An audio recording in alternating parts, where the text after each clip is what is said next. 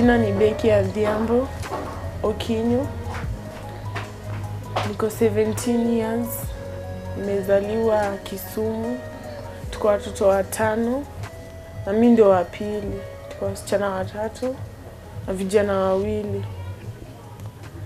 Tulikuja Nairobi tukiwa bado wadogo, siwezi kumbuka. Tulikuwa tunaishi Ng'ando.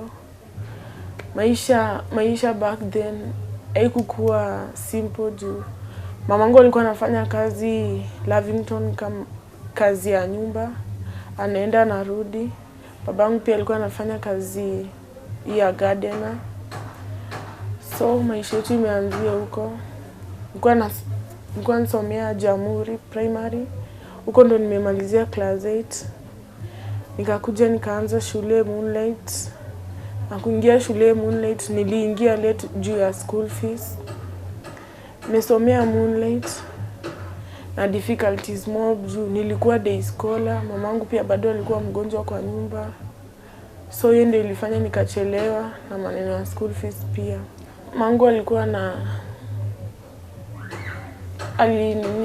kitambo venye alikuwa anaendanga jogging hapa Posta.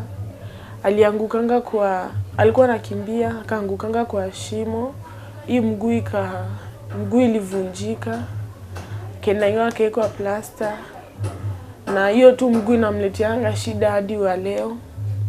Na tena mamangu pia anakuanga na blood pressure. Nilipata mtoto wangu nikiwa form 2. Nilikuwa nimefukuzwa school fees.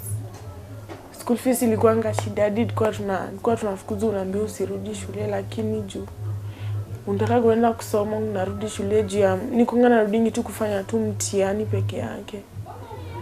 So ndio ikafika school fees ikaleta maneno. Mimi nikamwanga tu nikae juu singeendelea na shule.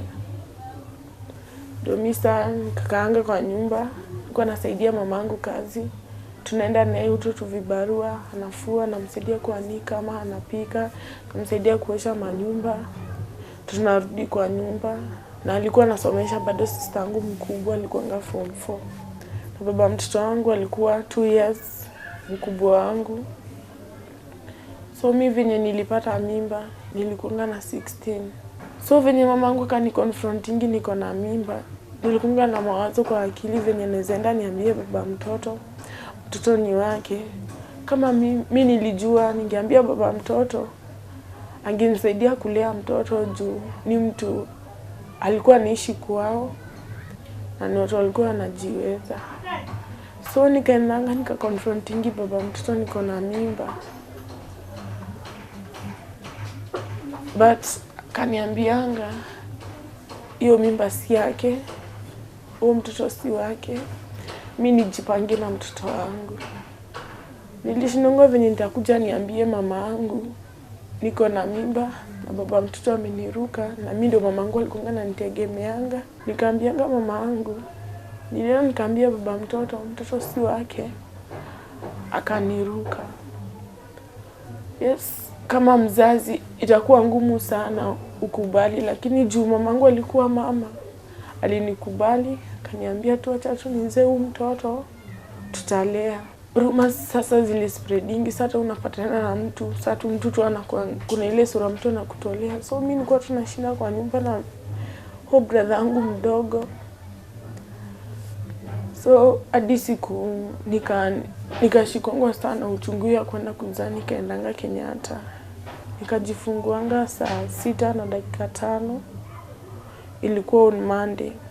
Na saa mimi singenyonyesha mtoto bado juu nilikuwa naenda theater juu mtoto alinirarua. Nikapelekonga sasa kwa ward. Saa nikamtafuta simu, nikapigia mamangu nikamwambia mimi nimejifungua, niko Kenyatta hivi. So siku nyingine nikiwa nanyonyesha mtoto, maziwa ilimuingianga kwa mapua na ikamchoke. Nikamtoanga manguo, nikampiganga huku, lakini mtoto analia kama anazima. Nikampelekanga kwa mama Naso na Kongo huko mbele. Naso akaniambia nimkimbize nasari. Mimi sikuwa najua nasari, na mwingine akanisaidianga.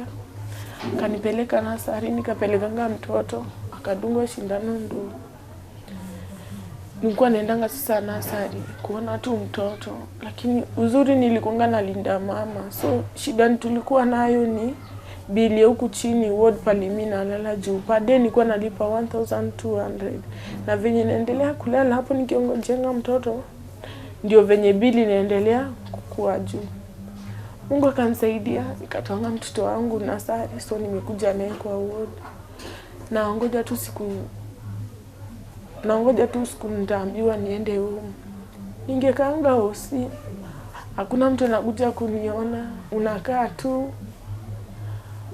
Watu wanaletewa chakula, hata tuko na mtoto wako nasari, hauna hata diaper, unaenda tu. So mimi nilikuwa nikienda naomba ama nurse diaper, ananipea diaper kaa 6. Nikienda nipate mtoto hajapupu kwa nasari, sitamvalisha ama sitamchange. Nikienda tena after every 3 hours, tunaendanga nasari after every 3 hours. Nikipata amepupu ndo nilikuwa na mchange. Nilikanga hosi, nikiongojea tu ile siku ndakuja niambiwe ndio hii umedischargiwa. Lakini venye nilikuwa naendelea kukaa na ndio bili ilikuwa inaendelea kukua juu. Ilifika time nikaambia mama yangu, juu mimi niko na mtoto wako sawa, kama anaweza kuja. Mimi juu tulikuwa tunaonanga watu walikuwa wanatorokanga hosi, kwa nataka tutoroke. So kuna mama mwingine alikuwa anakujanga anatupreachia, anatuambia vitu zote zinafanyika na reason na nisijali. Mimi nilikuwa tunaomba Mungu, nilikuwa na faith tu nitatoka Kenyatta. So nilitokanga Kenyatta nikarudi. So kuna siku mamangu akapigiwa simu, kulikuwa na relative yetu mwingine alikuwa amekufa. So ilibaki ameenda ushago. Akaniachanga mimi na babangu na brother yangu mdogo. Babangu baadhi alikuwa anafanya kazi ya security, but hakukuanga analipwa. Alikuwa analipwa dhao moja saa nyingine ama dhao 2, ama saa nyingine pia akose kulipwa. So tungekaanga tu hadi senye atakuja ndio tutakula. Sasa hiyo ndio nanyonyesha mtoto, so saa nyingine hata maziwa iko inatoka. So nilikuwa na boilianga mtoto maji moto.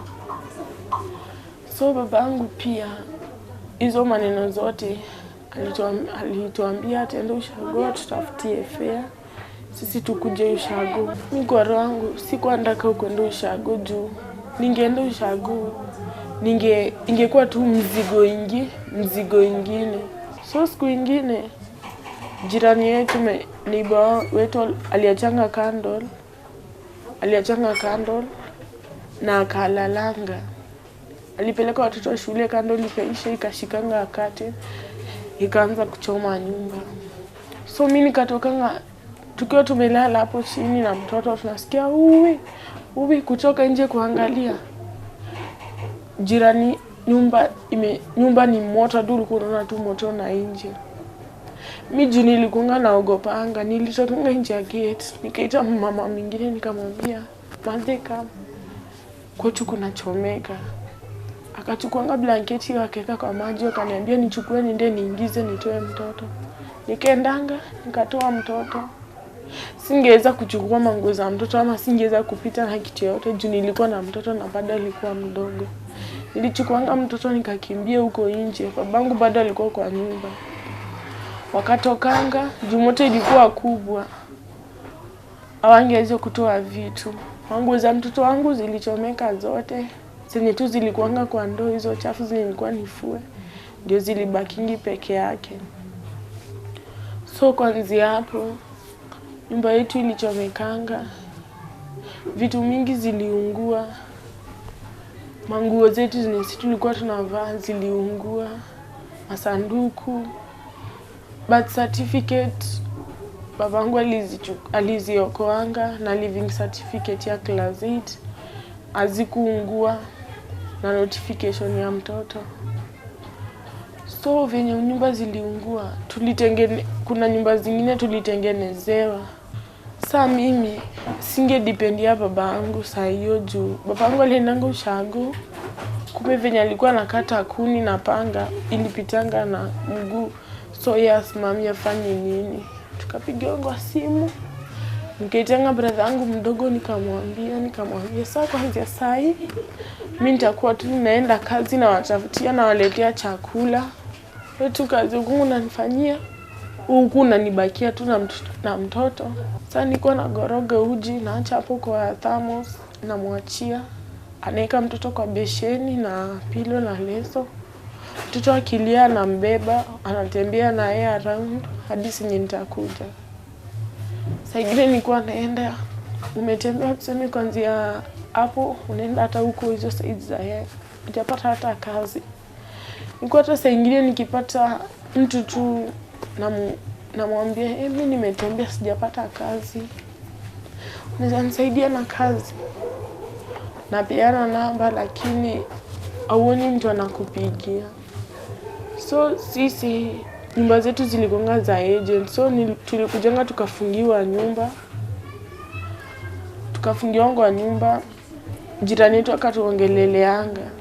So siku nyingine tulikuwa tumelala. Nilikuwa nimelalanga na mtoto wangu chini. So babake agent wakaingia wakasema nataka tutoke kwa hiyo nyumba. Hiyo nyumba yenye tulikuwa ati ishalipiwa. Nililianga na nikapigianga babangu simu, nikajaribu kuongea na huyo agent. Akasema hapana. Tukapigianga babangu simu. Unajua sasa hiyo babangu ni mgonjwa, kuna pale anaweza toa pesa. Mama pia ndio huyo, sitaki kumwambia hizo maneno juu anajua niko na mtoto mdogo na yeye pia anakuanga na pressure. So nilipigianga babangu nikamwambia kama uko karibu na mama asisikie yani hata yani asijue. Nikapigianga babangu nikamwambia mimi nimefungiwa nyumba. Tuko nje na mtoto tumeambiwa tutoe vitu. Mimi sina mahali pa kuenda. So hiyo niko na brother yangu mdogo na ilikuwa asubuhi kama saa 1 hivi. Nikafunikanga mtoto na mablanketi vizuri. Nikapeana brother yangu nikamwambia wewe enda kwa jirani. So nikatembeanga. Kuna mama mwingine wa kibanda alikuwa anatupeanga chakula free per week. Alikuwa na kibanda so tungeenda anatupatia saa nyingine githeri lakini tulikuwa tunaendeanga supper peke yake juu. Weziendea mtu lunch, breakfast bado na supper. Tulikuwa tunaendea supper saa nyingine tungekosa juu mtu akikusaidia anaona ni kama ni mzigo. Mimi nilikosanga pale pa kuenda, sina pale pa kuenda na niko na mtoto na hakuna mwenye anaweza niingiza kama niko na mtoto mdogo kwanza na vile mtoto mdogo ako na mahitaji. Sasa hiyo napitia hizo zote nikikumbuka tu mimi ndio mama huyo mtoto na mimi ndio baba huyo mtoto. So siwezi lose hope juu niko na mtoto mdogo ananitegemea. So kuna tangu mwingine hapo hivyo nilimpigianga nikamwambia unaweza niallow tukae huko kwenu for 2 months. Akaniambianga ni sawa. Nikaachanga brother yangu huko alikuwa anaishi na msichana mwingine. But brother yangu nikiwa huko nilikuwa na stress juu sijui amekula nini. Na huyo mama alikuwa anafanya kazi kwa hoteli. Kwa hivyo yeye angekula tu breakfast. Yeye arudi kama sapa yako sawa. So nikiwa Kabiria nilikuwa na wasiwasi brother yangu amekula nini. Nilifika na time brother yangu hakuwa na viatu, alikuwa anaiba viatu. Anaenda hata anaiba pesa za huyo msichana alikuwa anaishi na yeye. Ananipigia simu. So mimi nilikuwa namwambia tu unafaa tu umuelewe tu juu ninja wachi mtu na chakula. So msichana ananiambia mimi mtaniletea mzigo.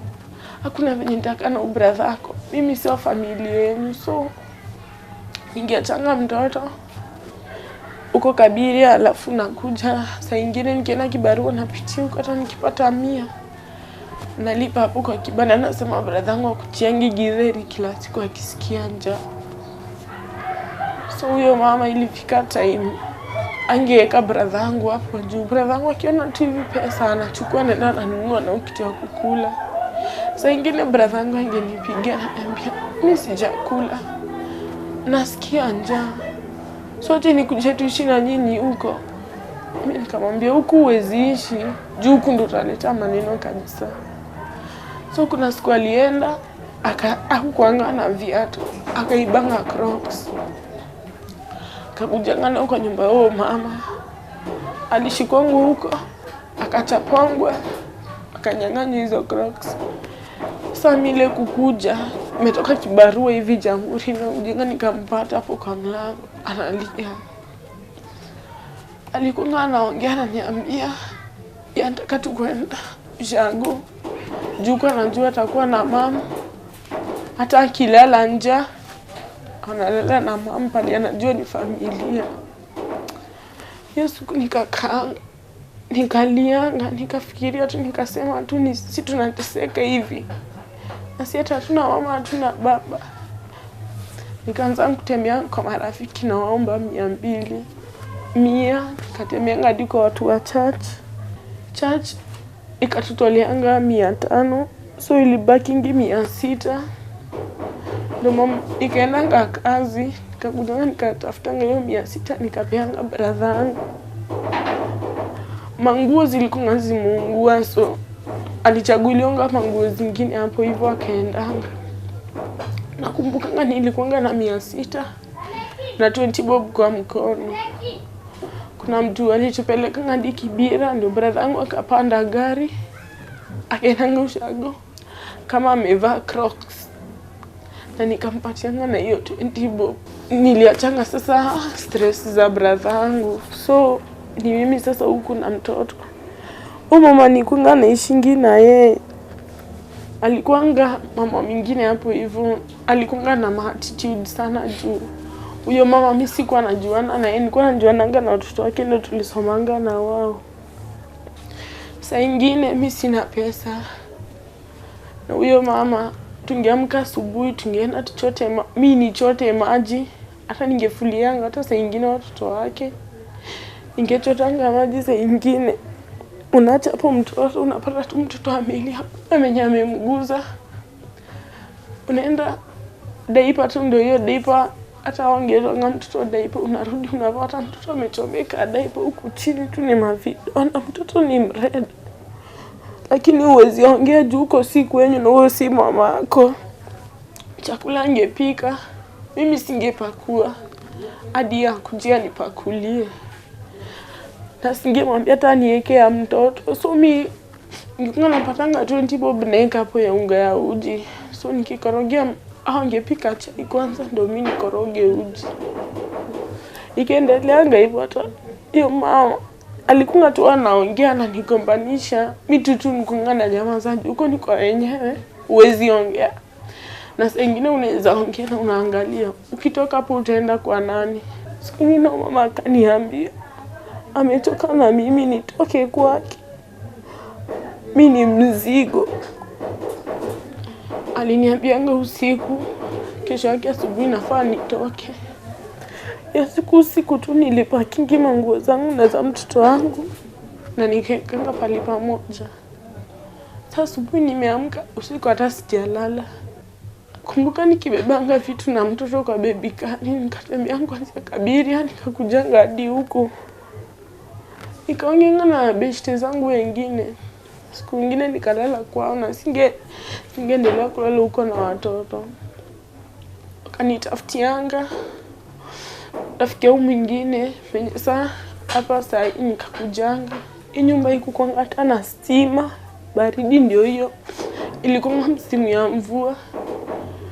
Mvua ilikuwa inaingianga kwa nyumba, so sisi tumelala, unasikia tu nyumba ndio imejaa maji. Unaamka unafinya hivi mattress inatoa tu maji. Mtoto sasa amelala. Nilikuwa naamka achukua mtoto na mwekelea hata kama ni kwa manguo analala. Mimi sasa tu tunachota maji. Sasa ubeshte yangu alirudi kwa mzee wake. So aliniachianga hii mattress na blanket. Mtoto wangu tu ingine tunaweza lala nje. Unapewa kuanzia asubuhi hadi jioni. Hakuna hata mtoto anakupatia hata 20 bob juu. Sema jana mtu alikupatia, leo tena akupatie. Mtu hadi anakuambia na nita change route juu yako. Saa ingine nikonga na hata nikiona mtu najua siwezi muomba. Kama ni kuomba jana, leo sitakuomba. So saa ingine tunaweza kaa hapa. Saa ingine unaweza endea chakula ya msaada, ukose hiyo chakula ya msaada, ukuje kwa nyumba. So mimi tukua tu tunakanga tu hapa na mtoto. Hadi tunakaa tu tunalala. Jana hatukukula. Hata hiyo juzi ni mingine alituwekea unga kadogo na omena tukapika hapo. Jana mimi sikupika kuanzia asubuhi hadi jioni juu sikukuwa na pesa yoyote. Sikuwa na pesa yoyote na mtoto wangu. Tulilala tu hivyo tu kama ameshinda tu amenyonya. Asubuhi nimeamka. Mwingine ndiye ameniwekea hapo sukari, nikapika chai na nikaekea mtoto na nikaomba huku ugali baridi. Mtoto wangu hawezi kula vitu baridi. So mimi nakunywa chai nampatia chai. Na mimi nakunywa chai na ugali. Nituongoje hadi jioni. Natoka nje, nenda nakaa hapo pale mama anafanya biashara. Mtu akikuja kununua namwambia usinibe hata 2. Nataka kuachia hiyo 10 bob, naambia mama wa biashara. Patie hiyo 10 bob. Tena nitachotea nayo maji. Ama nitafanyia nayo kitu kingine. Au kwengi wabaya. Mtu akinibai hapo au mama hata anajua. Nakuja tu nachukua tu hiyo pesa, mimi nasota mtoto wangu. Na maisha tu inaendeleanga hivyo. Mimi ningetaka mtu anisaidie hata kama ni kazi nilikuwa nafanya. Ama nifungue biashara yangu hata kama ni hoteli napika. Hapo pale najuanga nitakuwa hata napata hata kama ni 20 bob hata ya kila siku tu. Nisaidie na mtoto wangu. So tena kwa hii nyumba hakunanga na stima. So kuna siku nilikuwa napika hapa. Nilikuwa napika na kuna kitu nilikuwa natafuta. Nilikuwa natafuta nipatie beshte yangu alikuwa amekuja kuniomba. So hiyo nimeenda nimefungua mattress nikaonanga nyoka. Nikakimbianga nje hata nikashindwa kuongea sasa nimeogopa. Mtoto ndo amelala hapo nimefungua nimeiona hivi. Nikatokanga tu pole nikachukua nikakuja nikashika mtoto. Nikafungua mlango nikamtupa mimi nikatoka nje nikaenda nikambianga wa majirani. Nikamwambia nimeona nyoka. Tukakujanga wakauanga hiyo nyoka. So hiyo tu uoga mimi nilikuwa naogopa kulala kwa nyumba juu. Nyumba ni giza. Baridi tena ndio hiyo. Na hiyo nyoka wenye walikujanga kuyu walikuwa wanasema hiyo nyoka ilikuwa tu inaishi hapa. Na ilikuwa imeingililia na huko hivi kwa mabati. Juu kuna huko ma space. So kesho yake tukakujanga tukafagia nyumba vizuri, nikarudisha mattress. So kila siku tukiamka nachukua mattress naeka juu ya mabati. Juu hiyo uoga. So nikana tu nyumba inakaa safi, tunaoga, tunakaa kwa barabara. Napata mtu anakupatia pesa. Sasa inafaa nilipe nyumba juu tuliingia hapa April. Kwanza April hadi sai tumetoa tu 1800 tunadaiwa hizo deni zingine. Tunadaiwa 4200. Rent kuni 2300 lakini juu ya hiyo stima ni 300. So hiyo sasa tunalipa tu 200 pekee. Lakini rent kwa tunalipanga 2300. Na hii plot yetu hainanga choo. Bafu pia tunanga. So unaoga tu kwa nyumba. So sisi choo tunatembeanga hadi uko reri. Kwani unaenda haja zako. Hata ni usiku unaenda na unarudi. Hatujatengenezewa choo bado juu. Huwezi kosa kulipa rent na unataka uende kwa choo ya mtu ama uende kwa bafu ya mtu. Hiyo haiwezekani. So hadi wa leo tu hivyo ndio sisi tuna survive.